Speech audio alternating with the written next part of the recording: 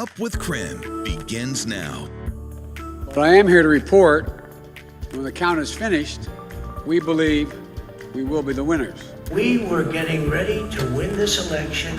Frankly, we did win this election. Ballots will continue to be counted this morning as the presidential race now lies within the votes of a handful of states. Spokane Regional Health will hold a special meeting this afternoon to discuss the fate of the county's leading health expert. Dr. Bob Lutz will tell you how the public can weigh in.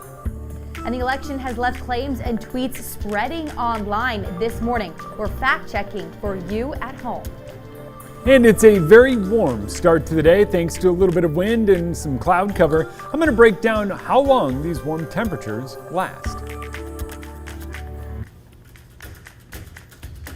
Well, President Trump and former Vice President Biden are still battling for those 270 Electoral College votes today. According to CBS News, there are still 6 states up for grabs. And in some of those states, the race is still too close to call. But counting is on its way right now. President Trump is already asking, though, for a recount in several states. We want to thank you for joining us here on Up with KREM as our election team is following the race for you this morning. The race to the White House very closely today. We're going to start by checking in with Tim Pham first in our Up with KREM Election Center. Good morning, Tim. Yeah, Joshua, a lot of big headlines this morning. Pennsylvania, Georgia, Nevada, Arizona, North Carolina, and Alaska. Those are the 6 states yet to be called in the race for the White House. Now, the AP actually has called Arizona for Biden, but they aren't finished counting ballots yet. As of this morning, Arizona has only counted 88% of their votes. Now, neither Joe Biden nor the president have won that 270 Electoral College votes needed to win. They are still counting votes in all of these states, but the president wants them to stop in the ones where he is ahead.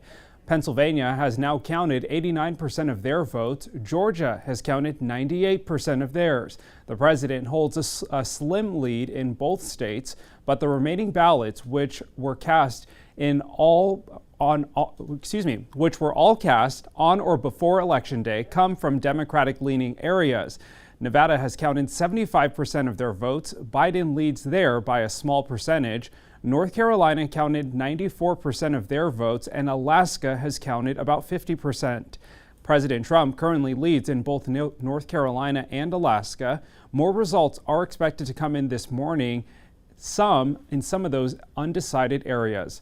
Now, here's the big talkers in the last 24 hours. Wisconsin, Michigan, and Arizona were called yesterday by the Associated Press. All of the states were counted as wins for Joe Biden. In Wisconsin, the vote was decided by under 50,000 votes. In Michigan, there was a bigger margin of 130,000 votes. And in Arizona, right now, Biden leads by 68,000 votes. These states have put him just 6 electoral votes away from winning the election. However, the states called did not come without opposition.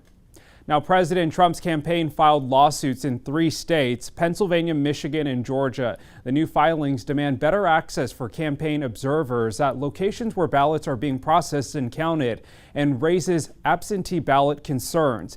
The president holds slim leads in both Pennsylvania and Georgia, but the remaining ballots are in counties that lean blue. His campaign also announced it's asking for a recount in Wisconsin. In the meantime, Joe Biden's campaign seems confident they have the votes to win. We believe we will be the winners. It'll be time for us to do what we've always done as Americans, to unite, to heal, to come together as a nation.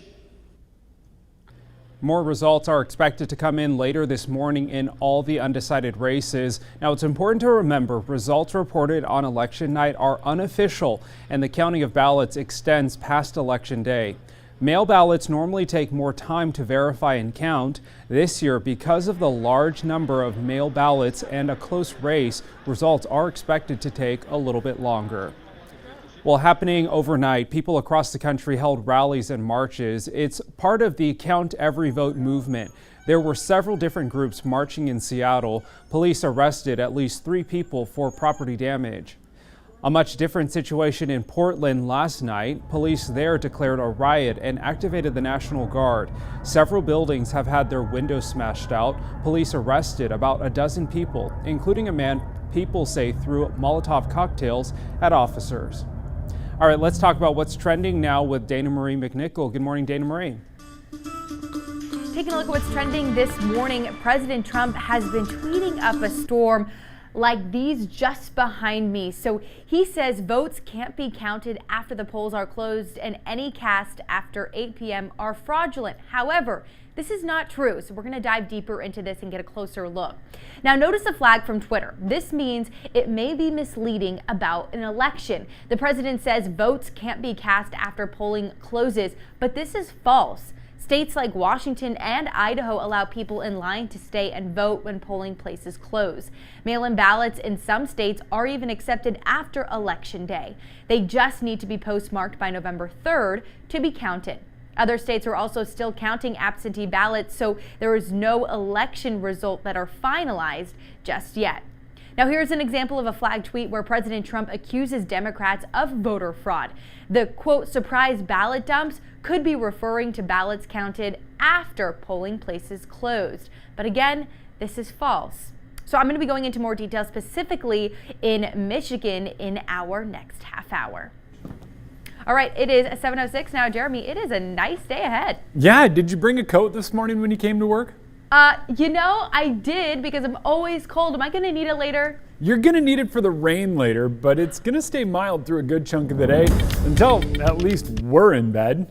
We all go to bed pretty early here on Up with KREM so we can bring you the latest news each and every morning. We're already trending well above where we should be for our high temperature today. That's quite incredible. 54 degrees currently here in town. Our normal high, 47. Our normal low, 33. We stay well above that low here as we scoot through the day, but widespread temperatures above normal. 60 in Wenatchee, 61 in Moses Lake, 54 in Spokane, and 57 in Coeur d'Alene. A little bit of rain already coming down in Sandpoint with your temps in the mid-50s. Wind stays strong through much of the day, but notice that shift as we get into the afternoon.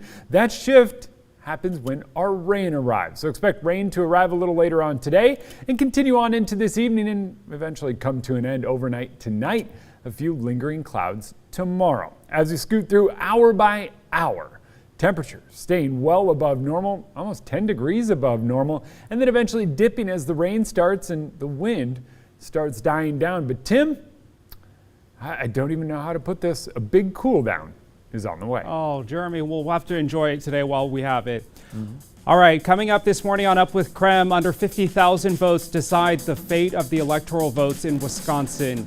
President Trump's campaign wants a recount. In the next half hour, how the recounting process works. And we talked about it. A cool down is on the way. I'm going to break it down for you coming up in the full forecast.